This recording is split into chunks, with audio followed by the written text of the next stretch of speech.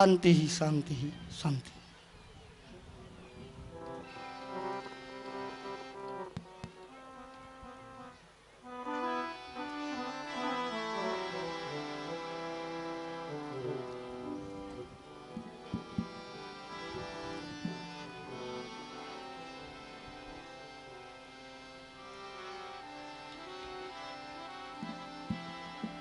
સર્વભૂદેવોને વિનંતી છે કે તેઓ પૂજા સમાપ્ત કરી અને શ્રોતાઓને કથા મંડપમાં પોતાનું સ્થાન ગ્રહણ કરવા માટે આગ્રહ કરે। આચાર્યશ્રીને વિનંતી છે કે તેઓ પૂજા જલ્દીથી જલ્દી આટોપી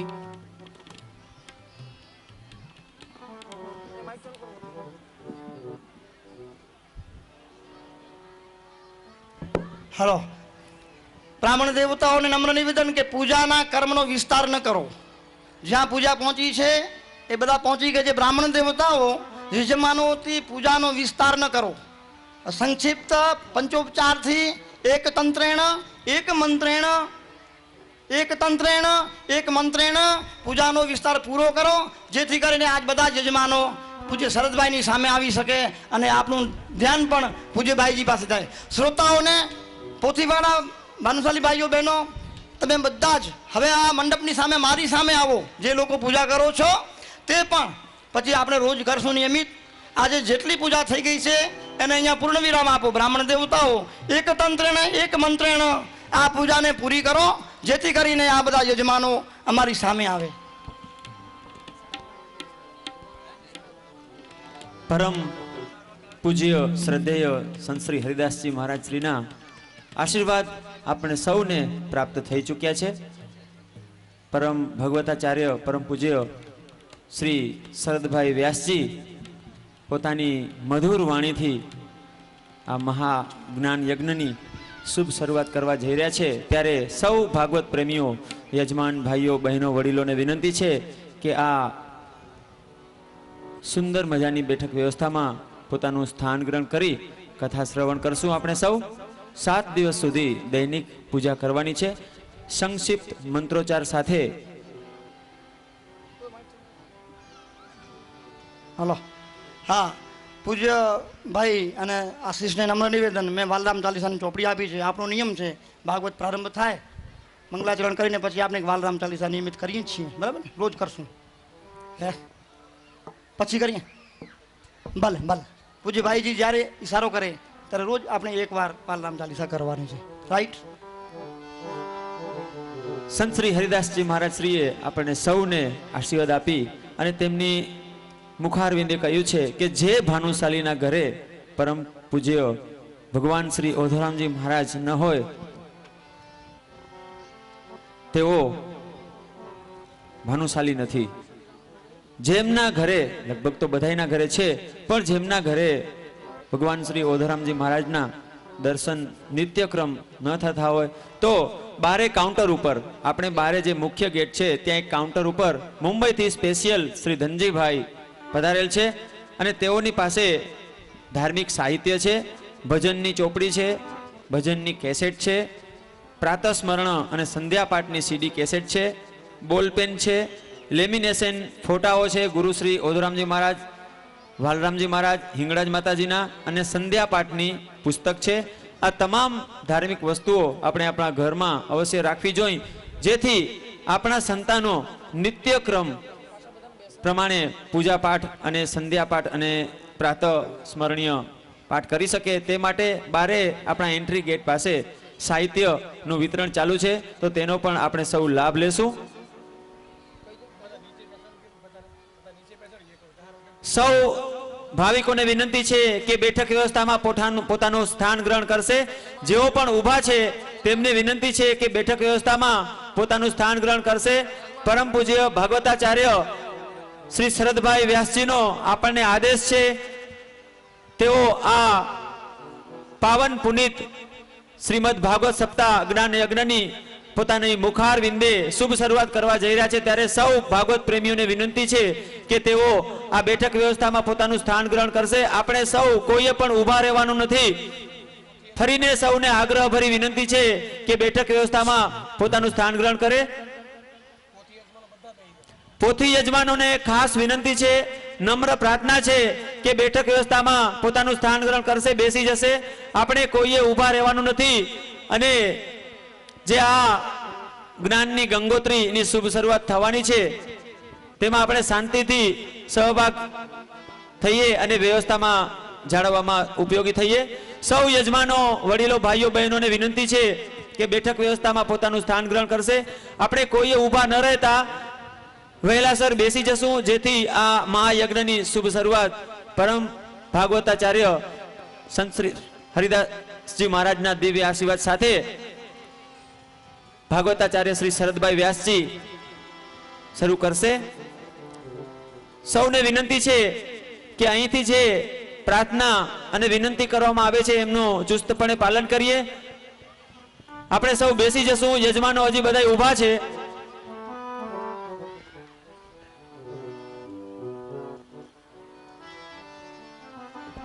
પોથીજીનું પૂજન સંપન્ન થઈ ગયું છે. સર્વે યજમાનોને વિનંતી છે કે બેઠક વ્યવસ્થામાં બેસી જશે. પોથીજીનું પૂજન સમાપ્ત થયું છે આજનું. સૌ યજમાન ભાઈઓ અને તેમના પરિવારના સદસ્યો, માતાઓ, બહેનોને આગ્રહભરી પ્રાર્થના છે કે તેઓ બેઠક વ્યવસ્થામાં બેસી જશે. આપણે કોઈએ ઊભા ન રહેતા તાત્કાલિક આપણે સૌ બેસી જશું.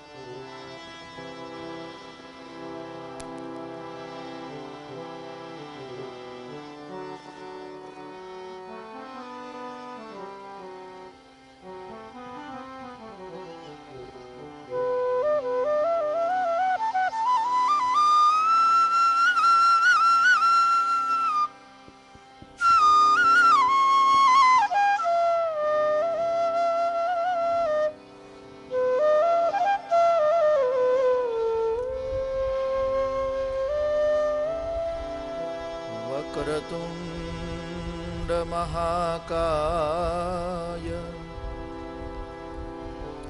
सूर्यकोटि समप्रभ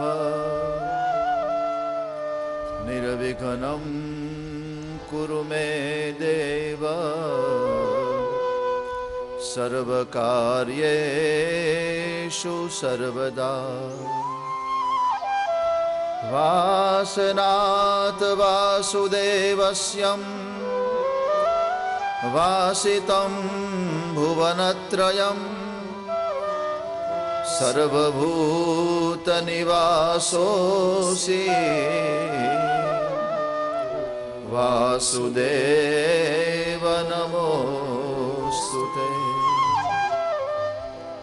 नमो शम्भवाय च मयो भवाय च नमः शङ्कराय च मयस्कराय च नमः शिवाय च शिवतराय च नमः शिवाय च शिवतराय च. वांशे विभूषितकरान् नवनीरदाभात्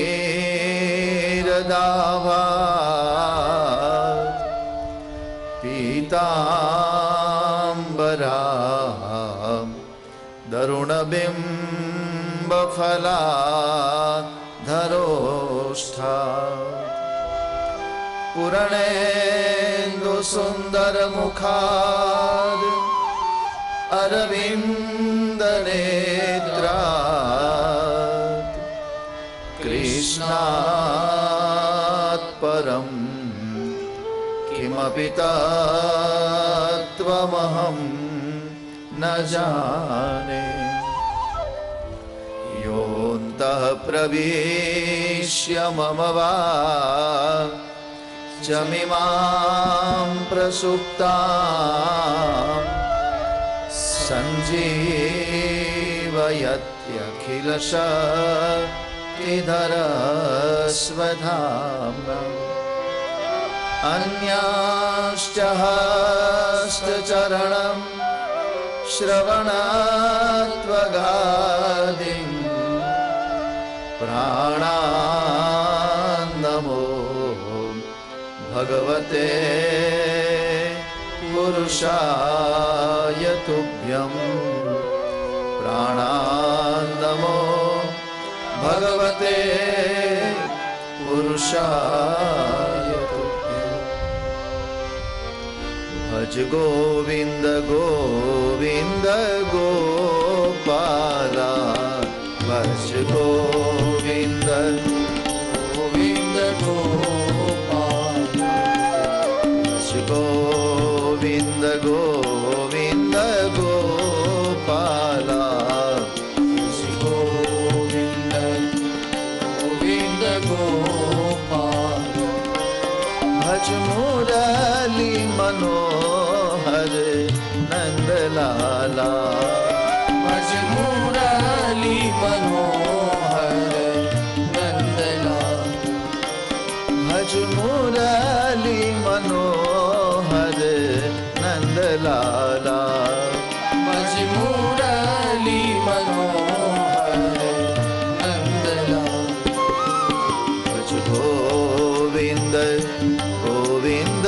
गोपाला भज गोविंद गोविंद गोपाल भज गोविंद गोविंद गोपाला भज गोविंद गोविंद गोपाल भज मुरली मनोहर नंदलाला भज मुरली मनोहर नंदलाल भज मुरली मनोहर नंदलाला भज मुरली मनोहर नंदलाल भज गोविंद गोविंद गोपाला भज गोविंद गोविंद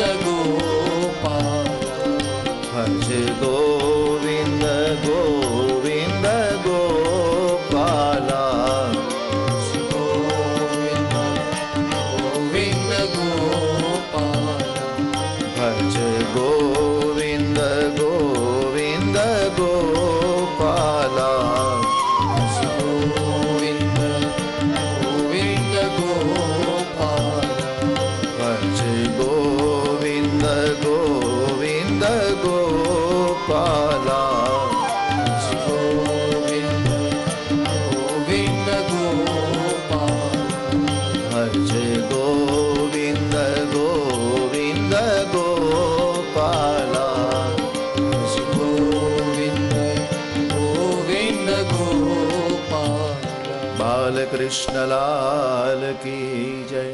राजा रामचंद्र भगवान की जय। सद्गुरु भगवान की जय। श्री गोवर्धन नाथ की जय। उद्धव राम जी महाराज की जय। ओम नमः पार्वती पतये हर हर महादेव हरे। यं प्रव्रजन्तमनुपेतमपेतकृत्यम्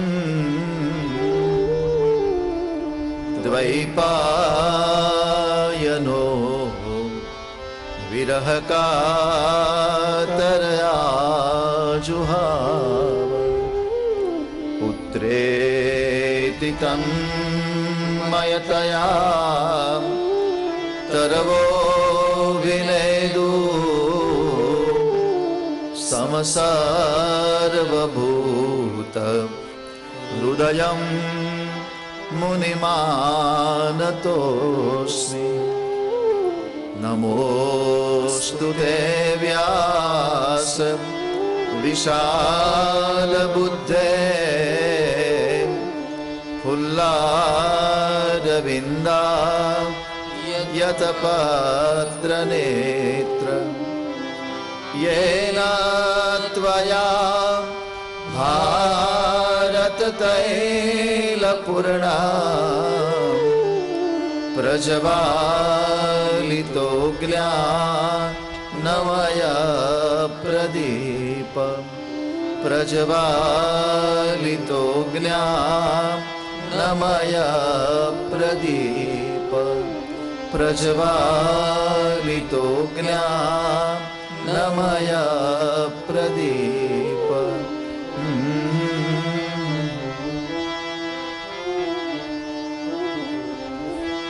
प्रभुनंद कुमारो मैं स्वामिनी वृषभानुजा कृतार्थोऽहं कृतार्थोऽहं कृतार्थोऽहं न संशय। हे शारदे मां, हे शारदे मां, हे शारदे मां, हे शारदे मां, अज्ञानता से हमें तार दे मां, अज्ञानता से हमें तार दे मां। हे शारदे मां, हे शारदे मां, हे बच्चे दिन आ लो। शारदे मां, हे शारदे मां, हे शारदे मां, हे शारदे मां, हे शारदे मां, हे शारदे मां, तू स्वर की देवी है, संगीत तुझसे हर शब्द तेरा, हर गीत तुझसे। स्वर की देवी है, संगीत तुझसे हर शब्द तेरा, हर गीत तुझसे।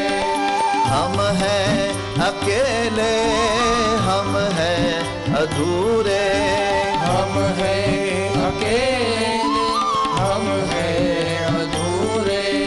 तेरी शरण में हमें प्यार दे मां, तेरी शरण में हमें प्यार दे मां।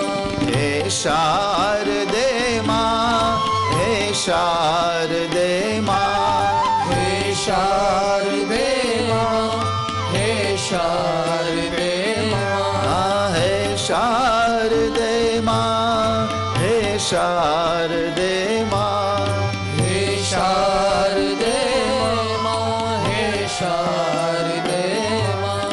सच्चिदानंद रूपाय विश्वोत्पत्त्यादिहेतवे तापत्रय विनाशाय श्री कृष्णाय वयं नमः।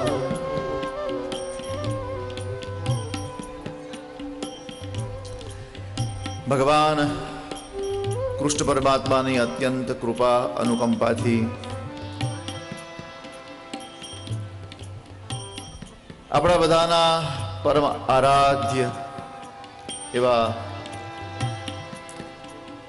અવધવરામજી મહારાજની અત્યંત અનુકંપાથી ઠીક 7 દિવસ સુધી આપણે બધા એવા શાસ્ત્રો ઉપર એક એવા ગ્રંથો ઉપર ચર્ચા કરવા માટે જઈ રહ્યા છીએ, એની કથા કરવા માટે જઈ રહ્યા છીએ, એની કથા સાંભળવા માટે જઈ રહ્યા છીએ. પહેલી વાત તો એ કે ભાગવતને ગ્રંથ કેવો કે કેમ એ જ શંકા પડે છે. આ ગ્રંથ નથી, આ શાસ્ત્ર નથી. શ્રીમદ ભાગવતને સાક્ષાત ભગવાનની મૂર્તિ કહી છે. આની વિશેષતા છે.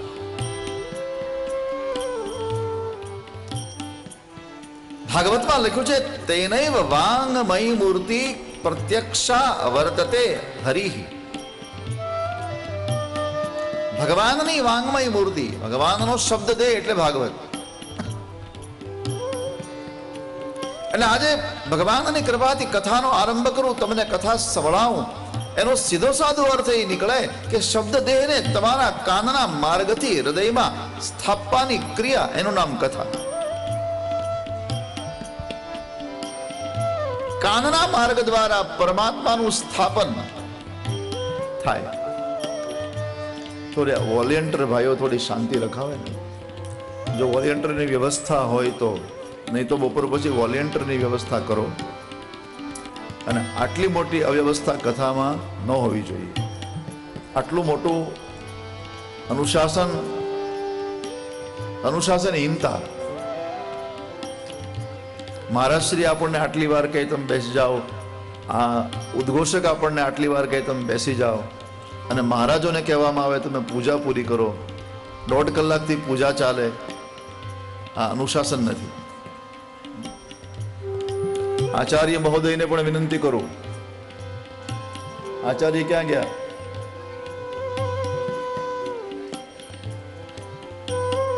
આચાર્ય શ્રી ક્યાં છે?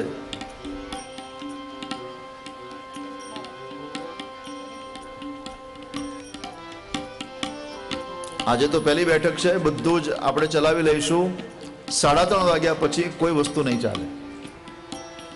એ બધા આચાર્યને પણ કહેવાનું, શ્રોતાઓને પણ કહેવાનું, બ્રાહ્મણોને પણ કહેવાનું, બધાને 9:30 વાગે કોઈ વ્યક્તિ ઉઠશે એ નહીં પોસાય. પૂજા બાકી રહી ગઈ હોય 12 વાગ્યા પછી પૂજા કરાવશે. જેની બાકી રહી જાય. કથાના અનુશાસનમાં વધારો.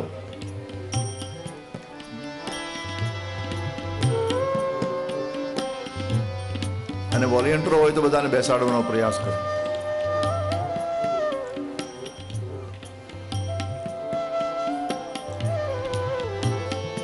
કથામાં બપોર પછી 50 વોલેન્ટિયર ભાઈઓ તૈયાર થાઓ. 25 બહેનો, 25 ભાઈઓ. બહેનો વ્યવસ્થા કરે, ભાઈઓ વ્યવસ્થા કરે.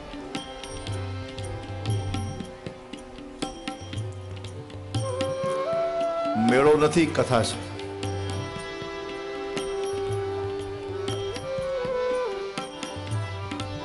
તો તેનૈવ વાંગમયી મૂર્તિ પ્રત્યક્ષા વર્તતે હરિ. એટલા માટે વિદ્વાનો જરા ભાગવતની પૂજા કરાવે ત્યારે અક્ષર એક સૂત્ર બોલે. હા, કૃષ્ણ પરમાત્માએ વાંગમયે મૂર્તયે નમઃ. ભગવાનની વાંગમય મૂર્તિ શબ્દ દે એટલે ભાગવત. એટલે કાનના માર્ગથી તમારા હૃદયમાં પરમાત્માને સ્થાપિત કરવાની એક ક્રિયા એટલે કથા. અને એ કથાનો આપણે આજથી આરંભ કરીએ છીએ. આ ભાગવત છે ને 3 વસ્તુને પ્રકાશિત કરે છે. અને ભાગવતનો મૂળભૂત હેતુ આ 3 વસ્તુ માટે છે. ભક્તિ, જ્ઞાન અને વૈરાગ્ય. અને વૈરાગ્ય તરફ જીવન જતું હોય તો એ ભાગવતની કથાને પ્રેમથી શ્રવણ કરો. ભક્તિ માર્ગે જીવન જતું હોય તો એ ભાગવતની કથાને, ભક્તિ જોઈતી હોય તો એ ભાગવતની કથાને શ્રવણ કરો. વૈરાગ્યને દ્રઢ બનાવવો હોય તો એ ભાગવતની કથાને શ્રવણ કરો. અને મુક્તિની કામના હોય તો એ ભાગવતની કથાને શ્રવણ.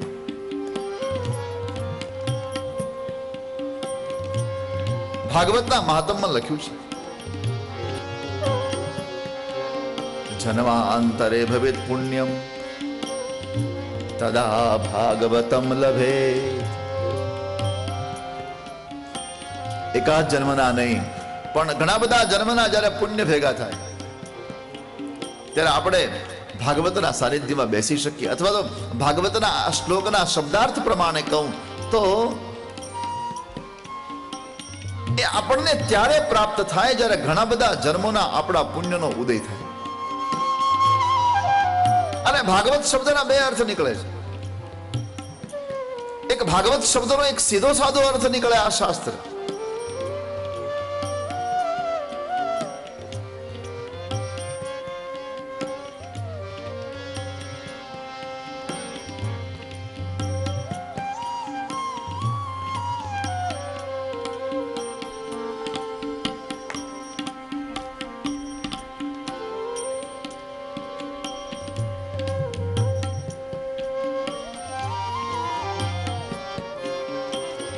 ભાગવતનો એક અર્થ નીકળે આ શાસ્ત્ર.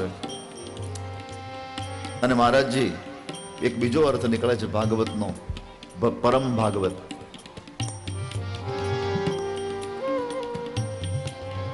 ભાગવત એટલે કોઈ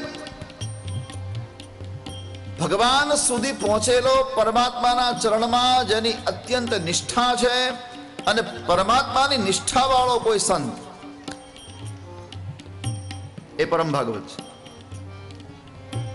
અને આ ભાગવતમાં લખ્યું છે જન્માંતરે ભવેત પુણ્યમ, ઘણા બધા જન્મોના પુણ્ય ભેગા થાય ત્યારે ભાગવત મળે છે. એટલે કોઈ સંત મળે યા તો શાસ્ત્ર મળે. અને તમે બધા સદભાગી એટલા માટે છો કે શાસ્ત્રો તો હું તમને કહેવાનો જ છું. તમને ગમે તેમ કરીને પણ 7 દિવસ તમને છોડીશ નહીં, કારણ કે કહેવાય હોય કે કહીને જ જવાનો છું. પણ એટલે શાસ્ત્ર તો આપણને મળવાનું જ છે, પણ સાથે સાથે પરમ ભાગવત મહારાજ જે આપણને મળ્યા છે એ આપણું બધાનું સદભાગ્ય છે. અને ભાઈ જુઓ, એક વાત તમને કહી દઉં, તમારે સ્વીકારવી જ પડશે. યા તો જીવની ગતિ સંત છે, યા તો જીવની ગતિ શાસ્ત્ર છે. આના સિવાય ઉદ્ધાર નથી. કોઈ એમ કહે ને કે ભાઈ અમને સંતોમાં બહુ શ્રદ્ધા નથી, હા તો ચાલો છોડી દો. તો એક કામ કરો, કોઈ શાસ્ત્રને પકડી લો. કોઈ એમ કહે કે ભાઈ અમને શાસ્ત્ર બહુ સમજાતું નથી, તો કઠિન છે, જરા અઘરું છે, હા તો ચાલો એ પણ આપણે સ્વીકારી લઈએ કે શાસ્ત્ર અઘરું છે અને બહુ નથી એ સમજાતું, તો સંતને પકડો. પણ કોઈ એમ કહે કે શાસ્ત્ર અને સંત બેયમાં અમારી રુચિ નથી, એ જીવનું કલ્યાણ 1 કરોડ વર્ષે પણ કરી ન શકાય. 1 કરોડ વર્ષ માણસ, 1 કરોડ વર્ષ એ માણસ મથામણ કરે, મારું કલ્યાણ કરો, મારું કલ્યાણ કરો, પણ સંત અને શાસ્ત્ર બેમાં જેની નિષ્ઠા નથી એ ક્યારેય કલ્યાણને પામી શકતો જ નથી. એટલા માટે ભક્તિ માર્ગમાં રામાયણમાં ભાગવતમાં થોડો ભેદ છે. ભાગવતની 9 ભક્તિ શાસ્ત્ર છે પહેલું.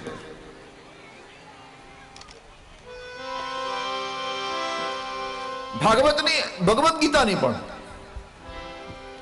અન્ય પુરાણમાં પણ 9 ભક્તિનો ઉલ્લેખ થયો, ત્યાં પણ શાસ્ત્રનું શ્રવણ એ પહેલી ભક્તિ છે. એટલે લગભગ ભક્તિ ની શરૂઆત શાસ્ત્ર શ્રવણથી થાય. અને બીજું એ પણ બિલકુલ નરી હકીકત છે કે શ્રવણ વિના આ સંસારનો કોઈ સંત આગળ વધી જ ન શકે. શ્રવણ પહેલું છે. રામાયણમાં ગોસ્વામીજી થોડોક ભક્તિમાં ફેરફાર કરી અને એક પહેલી ભક્તિ, એક નવી ભક્તિ ઊભી કરે, સંતનો સંગ. આ થોડો ફરક કર્યો છે. પ્રથમ ભગતિ સંતન કર સંગા, પ્રથમ ભગતિ સંતન કર સંગા, દૂસર રતિ મમ કથા પ્રસંગા, દૂસર રતિ મમ કથા પ્રસંગા. થોડો ક્રમમાં ફેરફાર કરી નાખ્યો. દૂસરી રતિ મમ કથા પ્રસંગ, પહેલું સ્થાન સંતને આપ્યું છે ગોસ્વામી. એટલે પરમ ભાગવત શાસ્ત્ર મળે અને કોઈ ભાગવત સંત મળે, સમાજ સદભાગી છે. પૂજનીય મહારાજ શ્રી ઓધોરામજી મહારાજ જેવા સંતોનું સાનિધ્ય સ્વીકારીની પરંપરામાં પૂજનીય મહારાજજી આપણને મળ્યા છે. આપણી ઉદ્ધવ પરંપરા છે. તો મહારાજ શ્રીના ચરણોમાં પ્રણામ કરું અને પૂજનીય દાસજી મહારાજ અહીંયા ઉપસ્થિત છે, એમના ચરણોમાં વારવાર વંદન કરી આપ સૌના હૃદયમાં બિરાજિત મારા પ્રભુનો પ્રણામ કરી અને માત્ર 5 મિનિટ માટે કથાનો આરંભ કરું છું. સચ્ચિદાનંદ રૂપાય વિશ્વોત્પત્યાદિ હેતવે તાપત્રય વિનાશાય શ્રી કૃષ્ણાય વયં નમઃ. ભગવાનના 3 સ્વરૂપની ચર્ચા, સચ્ચિત અને આનંદ, આ 3 કાર્યો એના વિશ્વની ઉત્પત્તિ, સ્થિતિ, લય અને 3 પ્રકારના માનવ સમૂહના તાપનો એ વિનાશ કરે. એટલા માટે ભગવાન વેદવ્યાસ લખે, અમે બધા સાથે મળીને ભગવાન કૃષ્ણ પરમાત્માને પ્રણામ કરીએ છીએ. ભગવાન કૃષ્ણને પ્રણામ કરીએ.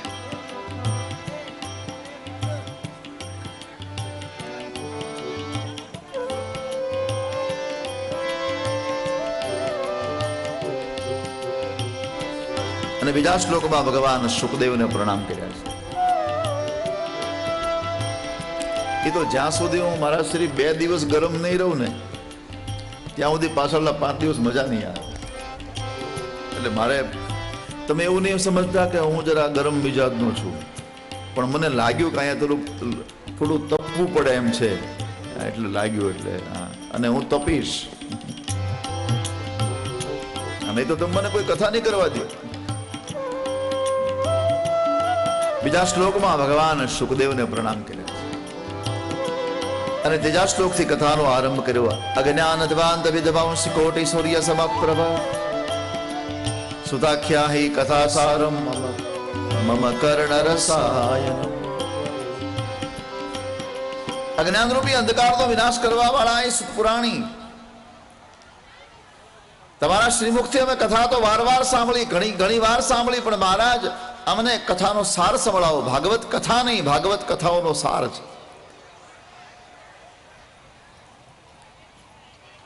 અથવા બીજા અર્થમાં ભાગવતમાં લખ્યું છે, ભાગવત છે ને ફળ નથી, ફળોનો રસ છે. ભગવાન વેદવ્યાસે કેટલી કૃપા કરી છે.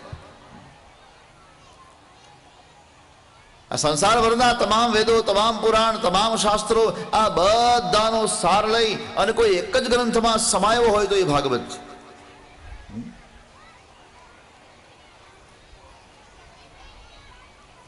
લાડુ બનાવવા હોય, લાડુ, તો એ લાડુ બનાવવા માટે માણસ પહેલા શેરડી વાવે. એ શેરડી મોટી થાય પછી એનો રસ કાઢી એમાંથી ગોળ બનાવે, એમાંથી સાકર બનાવે, પછી ઘઉં વાવે, પછી ઘઉં ઉગે ને એનો એક ઘઉં લણીને એનો લોટ બનાવે અને પછી એને પકાવીને લાડુ. કેટલો સમય લાગે. ભાગવતના મહાત્મ્યમાં લખ્યું છે કે શર્કરા ઇક્ષુની મધ્યમાં વસે છે. ઇક્ષુણામ મપી, શેરડીની મધ્યમાં સાકર વસે છે.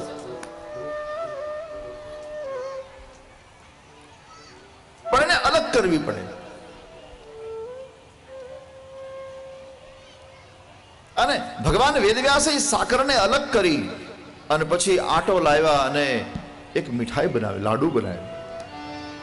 આપણે કાંઈ કરવાની જરૂર નહીં. બધા જ વેદ શાસ્ત્રોનો સાર શ્રીમદ ભાગવતમાં આવે. જેવી રીતે રામાયણમાં લખ્યું છે ને, નાના પુરાણ નિગમાગમ સંમતમ યત,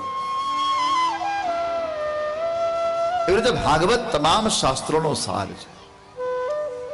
એટલા માટે અહીંયા સુત પુરાણીને કહ્યું છે કે મહારાજ અમને અમારા કાનની દવા આપો. કર્ણ રસાયનમ. મહારાજ ભક્તિ, જ્ઞાન અને વૈરાગ્યનું વર્ધન કરવા માટે અમારે શું કરવું? અને અમે અમારા ઘરે બેઠા હોઈએ અને ભગવાન કૃષ્ણ અમને પ્રાપ્ત થાય એના માટે અમને ઉપાય બતાવો.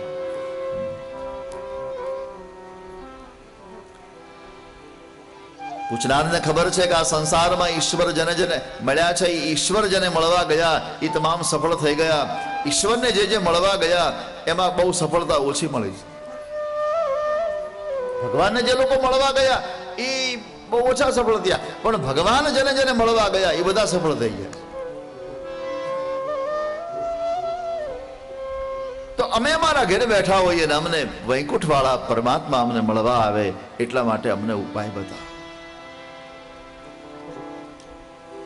પ્રીતિ શવનક ચિત્તે તે, એ શવનકજી તમારા ચિત્તમાં પ્રેમ છે માટે હું તમને કથા સંભળાવું, અને એવી કથા સંભળાવું કે સર્વ સિદ્ધાંત નિષ્પન્નમ, જેમાં તમામ સિદ્ધાંતો સમાયા અને સંસારના ભયનો વિનાશ કરવા વાળી કથા હું તમને સંભળાવું. ભાગવત સાંભળવાથી માણસને શું શું મળે એનું આખું લિસ્ટ ભાગવતમાં આપ્યું છે. એમાં સૌથી મોટું પ્રદાન છે આપણે નિર્ભય બનશું.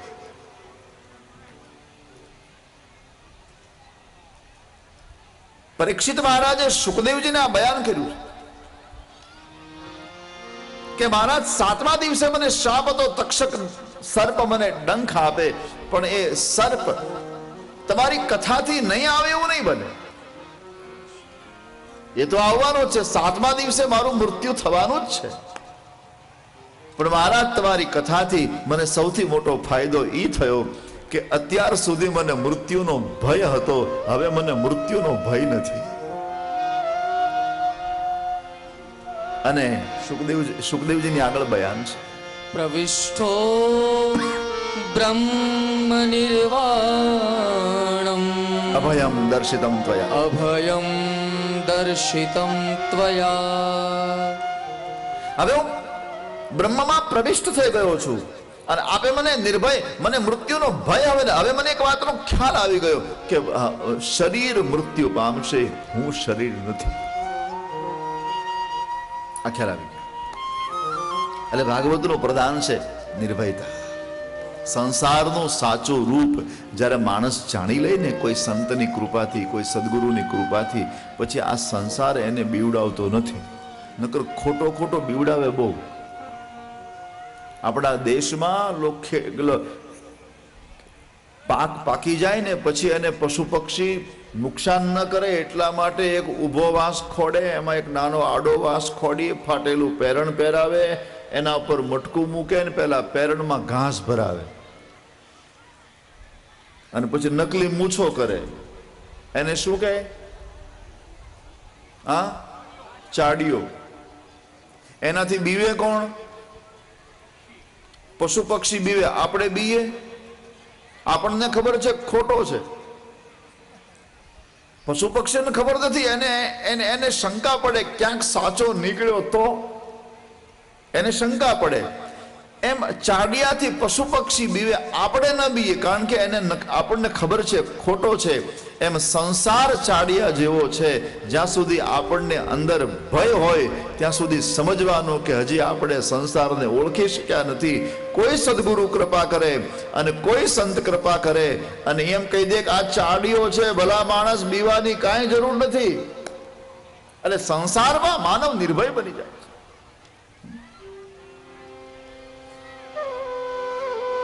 અને ભાગવતની કથા માનવને નિર્ભય કરે. હું તમને આખું લિસ્ટ બતાવું છું. આ 7 દિવસ તમે કથા સાંભળશો તો તમને શું મળશે? પિતૃ તો આપણા મુક્ત થવાના જ છે. અને એક બીજી વાત તમને કહી દઉં, મહારાજ શ્રી જે હમણાં કહ્યું હતું એનું જ રિપીટેશન કરું. પિતૃ જેના મુક્ત થઈ ગયા હોય ને એના જ પરિવારમાં આવા સત્કાર્યના વિચારો આવે છે, બાકી નથી આવતા. જેના પિતૃ અવગત્ય ગયા હોય એમાં કઈ બીજી શું અપેક્ષા રાખે?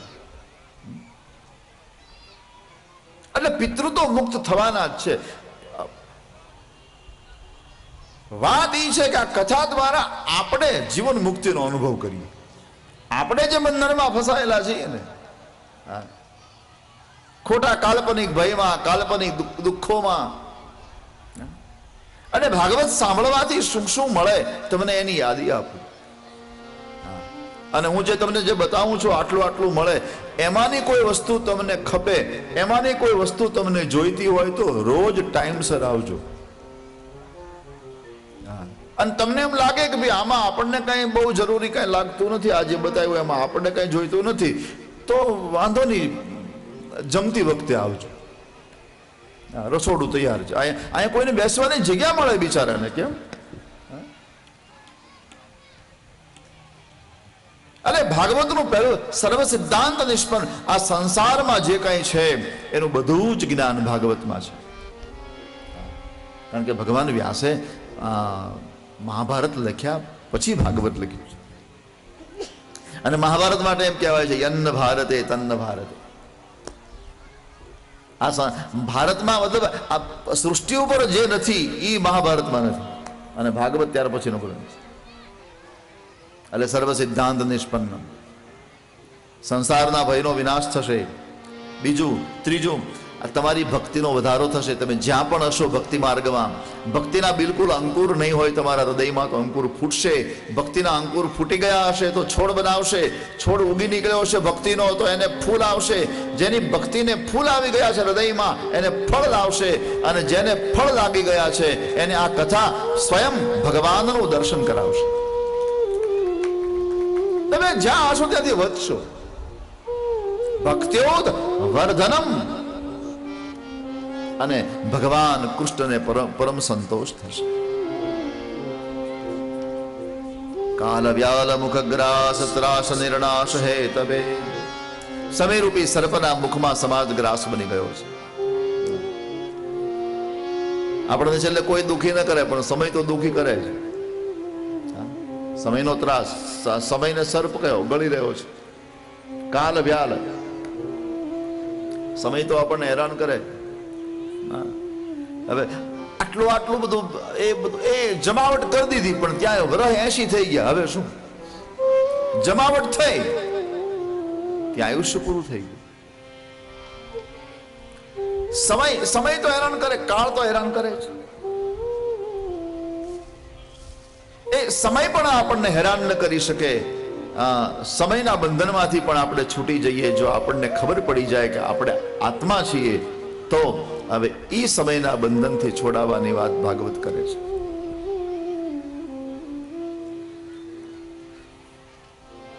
અને આવી કથા કેટલાય જન્મોના જ્યારે પુણ્ય જીવના એકત્ર થયા હોય ત્યારે જ સાંભળવા મળે છે.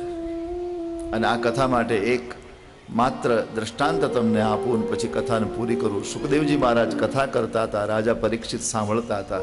હજી કથા બિલકુલ શરૂ થવાની તૈયારી, અને એવામાં દેવતાઓ વિમાન લઈને ત્યાં આવ્યા અને એની પાસે અમૃતનો કુંભ હતો. એ અમૃતના કુંભમાં ઘણું બધું અમૃત હતું. સુખદેવજીને કહ્યું કે અમે પરીક્ષિત માટે અમૃત લાવ્યા છીએ. સુખદેવજીએ રાજાને પૂછ્યું તારા માટે અમૃત લાવ્યા છે, હવે કયું અમૃત તારે પીવું છે? પણ દેવતાઓએ શરત મૂકી કે અમે પરીક્ષિતને અમૃત પાઈએ, પણ અમારી શરત એટલી કે કથામૃત અમને પાવ.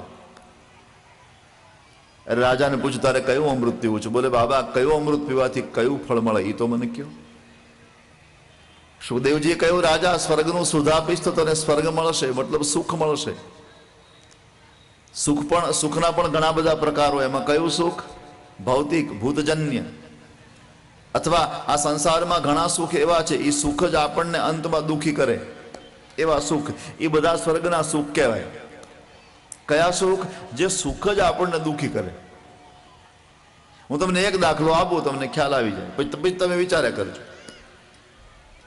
આપણને ખજવાળનો રોગ થાય, પેલા ખસ થતી, એ ખજવાળનો રોગ થાય, અને જે વ્યક્તિને ખજવાળનો રોગ થાય અને એ રોગ જેટલો સમય રહે એટલા સમય સુધી એ સ્વર્ગમાં કહેવાય. કારણ કે ખજવાળનો રોગ જયારે ખજવાળે ને ત્યારે એટલો બધો આનંદ આવે, એટલો બધો આનંદ આવે, એટલો બધો આનંદ આવે, મને કહેવા દો બ્રહ્માનંદ. ખજવાળ જેવો આ સંસારમાં કોઈ આનંદ નહીં.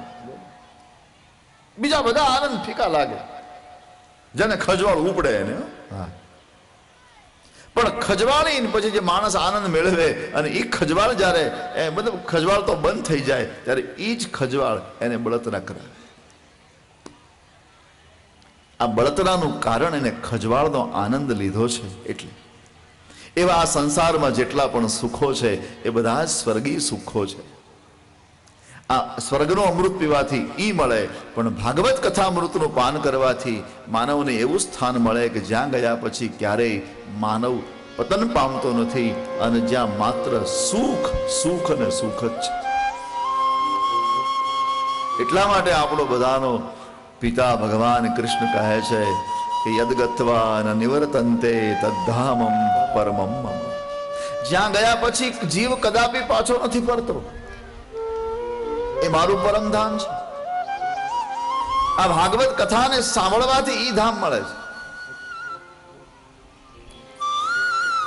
ભાગવત કથા સાંભળે એના બે સુધરે, આયનું ઉપરનું બે.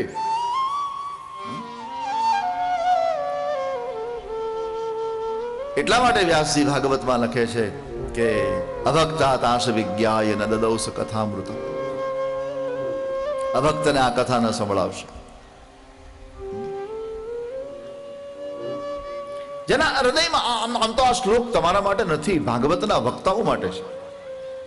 જે ભાગવતની કથા કરે ને એને સંબોધીને આ શ્લોક ભગવાન વ્યાસ લખે કે ભાઈ અભક્તા તાશ વિજ્ઞાય ન દદૌસ કથામૃતં શ્રીમદ ભાગવતી વાર્તા સુરાણામપિ દુર્લભા. અભક્તને જેના હૃદયમાં કથા પ્રત્યે પ્રેમ નથી, જેના હૃદયમાં કથા પ્રત્યે ભાવ નથી, એવા અભક્તને આ કથા ક્યારેય ન સંભળાવશે. કારણ કે આ કથા જીવને અનાયાસ મુક્તિ આપનારી છે. તમે જો ને એ જ વાત આપણી ગંગા સતી કુપાત્ર ની આગળ વસ્તુ ન વાવીએ પાનબા સમજીને રહીએ ચૂપ. કુપાત્ર ની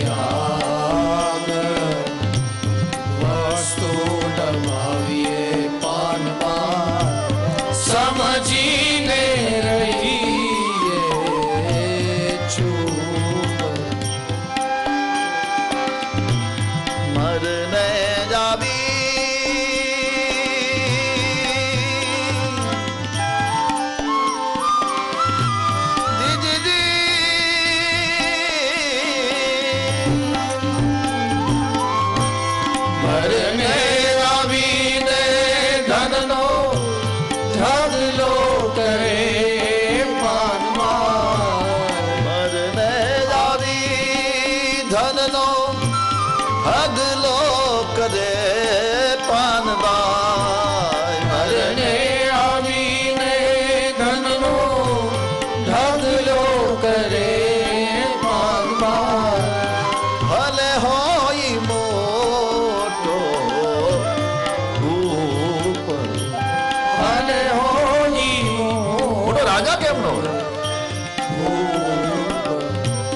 ગર્ભિત ઈશારો છે કે ધર્મ સત્તાએ રાજ્ય સત્તા કે ધન સત્તાની આગળ ઝૂકવું નહીં.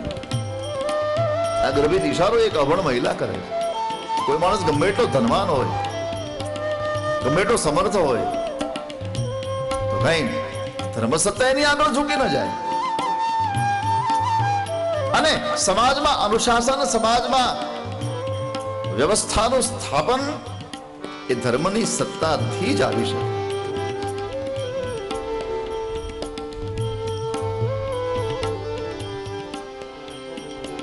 એટલે કોઈ માણસ ધનવાન છે એ કથાનો અધિકારી છે એમ નહીં. આ કથા અનાયાસ મુક્તિ આપનારી, પાત્રતા વિના પીરસવું નહીં. કોઈ બહુ સુંદર કહ્યું કે ભાઈ ભાગવતની કથા કોઈ સાંભળે ને એને ભગવાન અનાયાસ વૈકુંઠ આપે. હવે અહીંયા ગુંડાગીરી કરતો હોય કોઈ, અહીંયા તમારા જામનગરમાં કોઈ ગુંડાગીરી કરતો હોય ને એ અહીંયા હાથે હાથથી બેસી જાય અને કથા સાંભળી લે ને એ વૈકુંઠમાં જાય, ન્યાય ગુંડાગીરી ચાલુ કરે. એટલે ભગવાન તો હેરાન થઈ જાય ને બિચારા. કારણ કે આ કથા મુક્તિ આપી દે, લ્યો વૈકુંઠ આપી દે. પેલા ચોર હતો, ચોર એને એક ગુરુ મળ્યા હતા, એને સંન્યાસ લીધો, ચોરે સંન્યાસ લીધો. હવે ચોર સંન્યાસી બન્યો, બોલે ચોરીનો સ્વભાવ જાય નહીં, પછી શું કરે? લંગોટ ચોરે, ચીપિયા ચોરે, 10-12 ચીપિયા ભેગા કર્યા ચોરી ચોરી, અને લંગોટ તો આખો થેલો ભર્યો. એટલે ગમે એટલો ધનવાન હોય, ગમે એટલો સંપત્તિવાન હોય, ગમે એટલો સત્તાશીલ હોય, પણ ધર્મના અનુશાસનમાં તો એને રહેવું.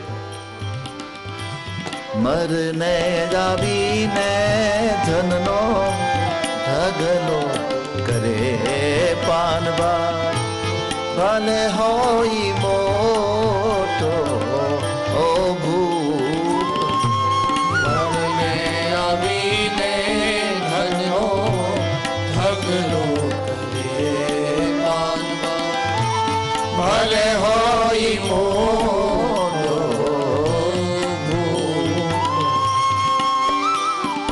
આ વખતે આ કથા ન સંભળાવી એવી આંખ. ત્યારબાદ ભાગવતજીના મહાત્મમાં ભક્તિ જ્ઞાન અને વૈરાગ્યને પુષ્ટ કરનારી આ કથા છે.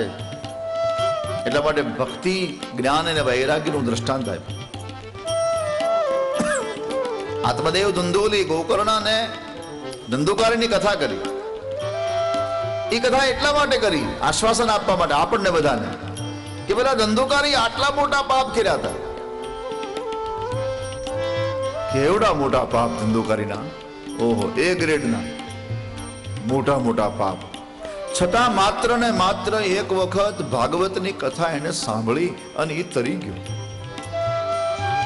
તો મને વિશ્વાસ છે કે ધંધુકારીએ જેટલા પાપ કર્યા એટલા પાપ તો આપણે કરી જ ન શકીએ.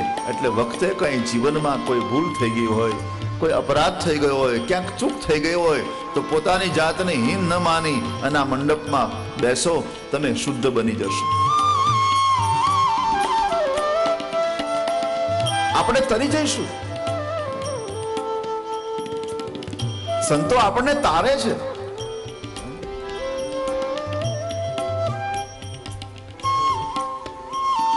આ 37 કિલોનો દેહ છે, પણ ચાળ પકડી લેશો ને તરી જાઓ. લોઢાનો સ્વભાવ ડૂબવાનો છે. આપણે તો બધા લોઢા જેવા છીએ, પણ લાકડાની નાવમાં જો એક ખીલો મારી દો તો ક્યારેય ડૂબે નહીં, ઈ તરે. લાકડાની હારે જોડી દો અને પછી દરિયામાં ફેંકી દો, ઈ ખીલો નહીં તો એકલો ખીલો ડૂબી જાય. લાકડાને પાટિયા મારી દો, તરશું, તરી જઈશું. શાસ્ત્ર મળ્યું છે, સંત મળ્યા છે, જીવન મળ્યું છે. કુળનો પણ મહિમા છે, વંશનો મહિમા છે. કુળ ધર્મ, અર્જુન પણ ભગવાન કૃષ્ણની સામે ચિંતા કરે છે, મારા કુળ ધર્મનું શું, મારા જાતિ ધર્મનું શું?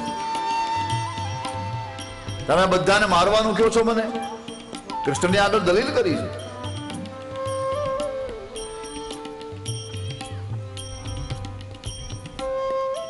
આ બધા પુરુષો મૃત્યુ પામે, પછી અમારી સ્ત્રીઓ વિધવા બને, પછી અમારો વંશ વિસ્તાર અટકી જાય, પછી અમારા આ કુળ ધર્મનું, જાતિ ધર્મનું શું? પછી કૃષ્ણએ તો ટપલી મારીને કહ્યું કે આ તારા વિચારો અનાર્ય છે, અનાર્ય જુષ્ટમ. આ કાયરતા તારી આર્ય નથી.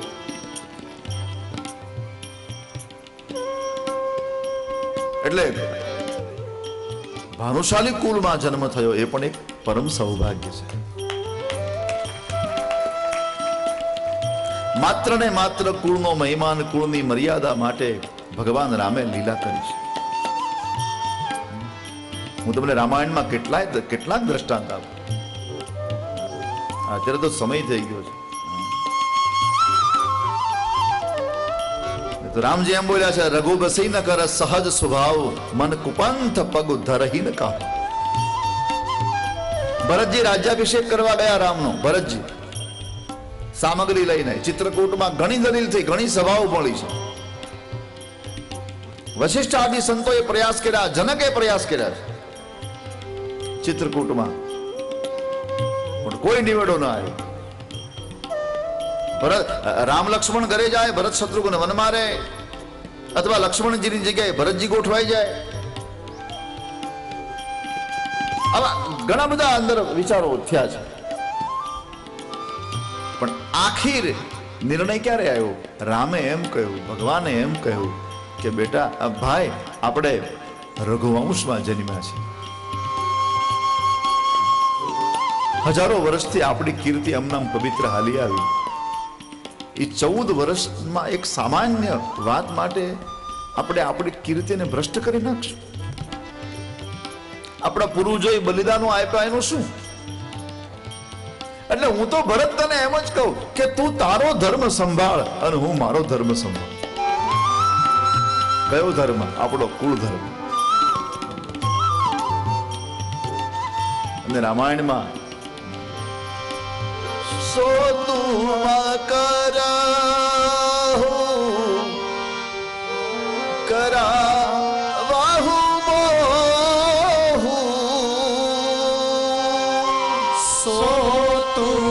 કરાવો બહુ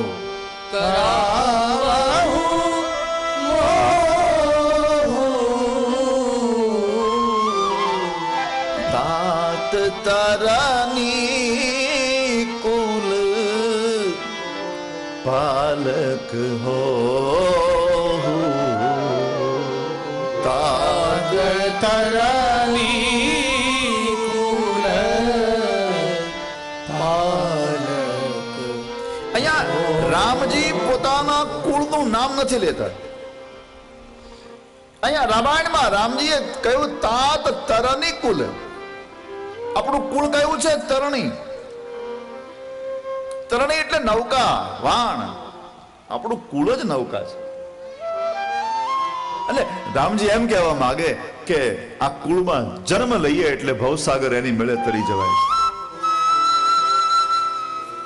તરણી કુલ, કોઈ સાધનની આવશ્યકતા નથી. પણ તું ઈ જ કર અને મને ઈ જ કરવા કે જે આપણા કુળની પરંપરા છે. આના પર નિર્ણય આવ્યો છે.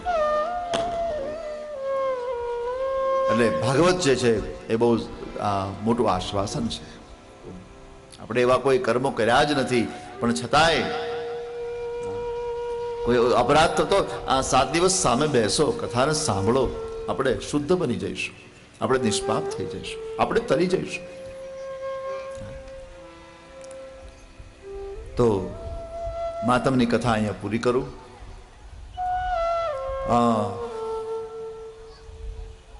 કથા 7 દિવસ સુધી આપણે આનંદ કરવાનો છે, મોજ લૂંટવાની છે.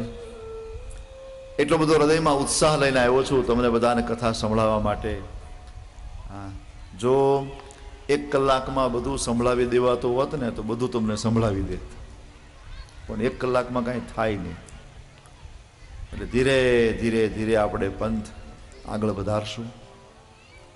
જેટલી શાંતિ રાખશો એટલો કથામાં આનંદ આવશે. અને પુનઃ એક વાર કહું કે કથાનું અનુશાસન જળવાઈ રહે, કથાની મર્યાદા જળવાઈ રહે એવું કરજો. આજે 1 કલાક મોડું કર્યું છે તો પછી પાછળથી અડધો કલાક એ કરવો છે કે સમયસર કથા શરૂ કરવી છે? તમને તાણ નહીં પડે સમયની? 3:30 ને બદલે 4 કરું કે 3:30 રાખું?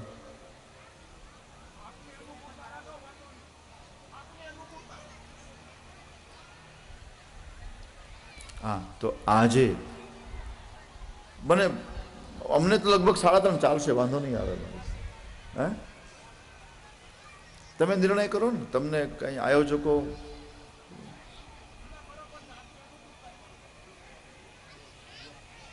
હા, તો આજે આજ પૂરતી કથા માત્ર અડધો કલાક આપણે મોડી શરૂ કરશું. રોજનો ટાઈમ આપણો 3:30નો છે ને બદલે આજે 4 વાગે કથા શરૂ કરશું.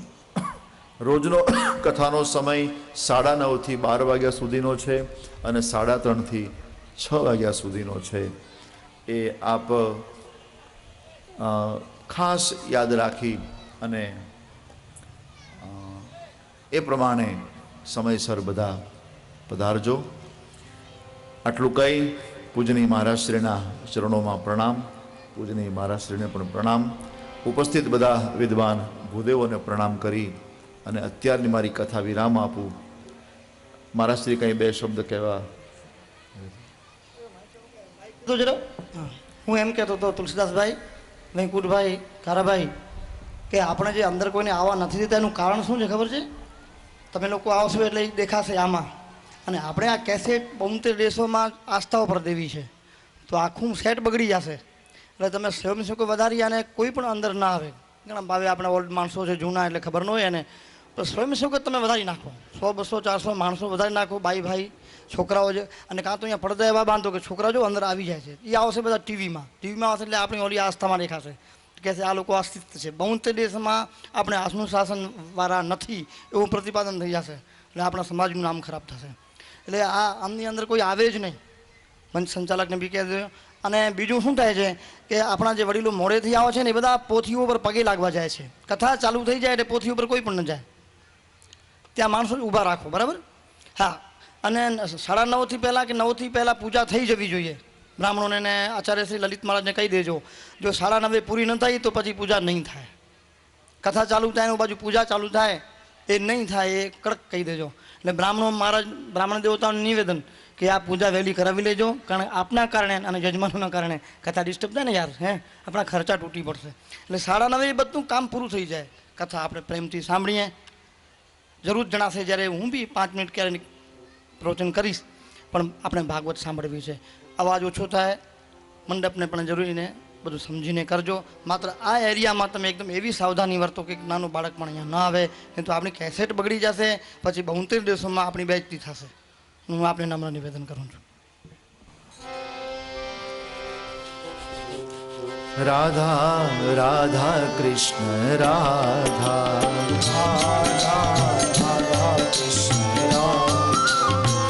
રાધા રાધા કૃષ્ણ રાધા રાધા રાધા કૃષ્ણ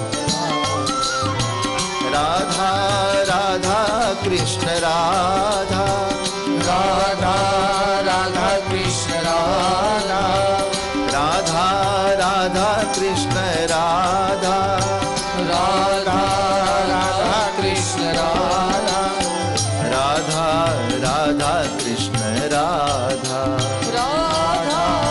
રાધા કૃષ્ણ રાધા રાધા કૃષ્ણ રાધા રાધા કૃષ્ણ રાધા રાધા કૃષ્ણ રાધા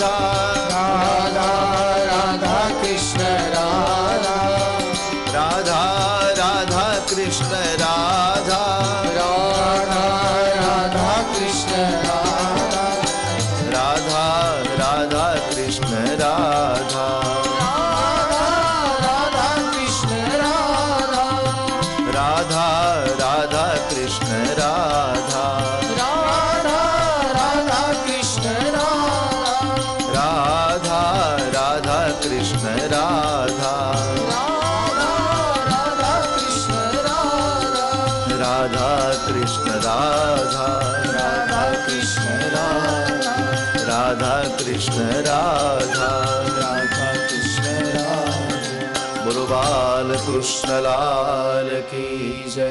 રાજા રામચંદ્ર ભગવાન કી જય. સદગુરુ ભગવાન કી જય. શ્રી ગોવર્ધન નાથ કી જય. ઉદ્ધવ રામજી મહારાજ કી જય. ઓ